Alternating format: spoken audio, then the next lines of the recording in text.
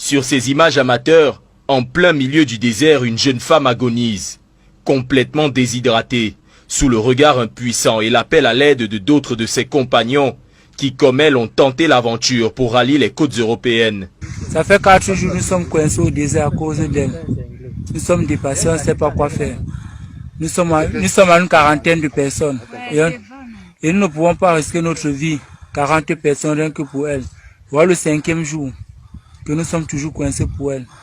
On va lui laisser, que Dieu nous pardonne, on demande pardon à Dieu. On ne peut pas risquer tout 40 vies pour une personne.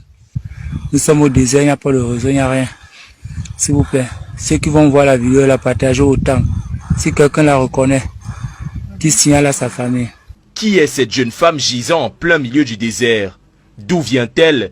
Et pour quelle raison a-t-elle entamé ce périlleux voyage qui se soldera en un aller sans retour? Suite à ces appels, Equinox Télévision a remonté le fil. Des recherches qui nous mèneront au quartier Bédi dans le 5e arrondissement, le lieu où vivait la dénommée Pouma Isabelle Merci, âgée de 37 ans.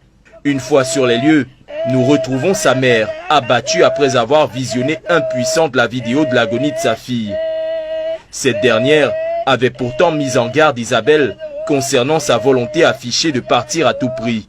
Il disait ça fait plus de 5 ans qu'il doit voyager. Il lui dit que non, ne voyagez pas. Mon cœur ne me dit pas ça. Il me dit que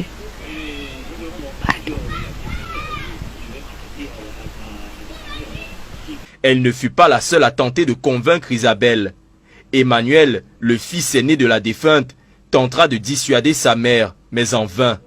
Donc, depuis que ma mère s'est engagée sur ce projet, je lui ai parlé que non, qu'elle ne part pas. Elle était d'abord découragée au début, parce que c'est un truc de 3 ans qu'elle a préparé. Et que s'il n'y a pas quelqu'un qui la soutient, elle va sûrement que partir, même sans comment.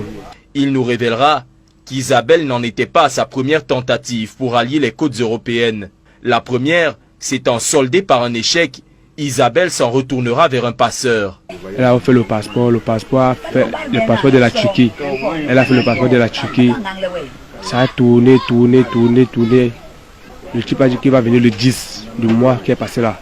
Le 10, prendre l'argent pour faire le passeport. La mère a dit qu'elle a été donné plus de 1 million, 1,5 million. Je voulais partir en Turquie. Je dis que ça ne peut pas donner. Mais je parle maintenant en Tunisie. Donc il faut mettre le passeport pour la Tunisie. Parce que ce qu'il faisait, les papiers, là, c'est les faux papiers. Une énième tentative qui lui coûtera toutes ses économies.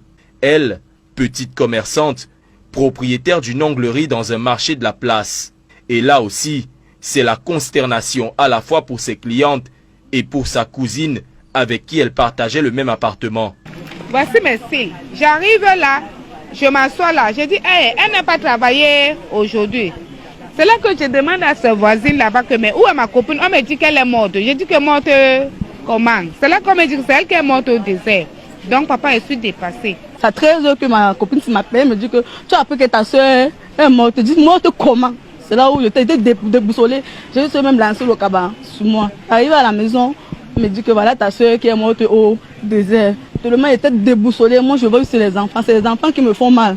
Une volonté de partir à tout prix et à tous les prix qui coûtera la vie à Isabelle, qui laisse derrière elle 2 enfants, dont l'un âgé de 5 ans, trop jeune pour réaliser que désormais le souvenir de sa mère repose sous les sables du Sahara.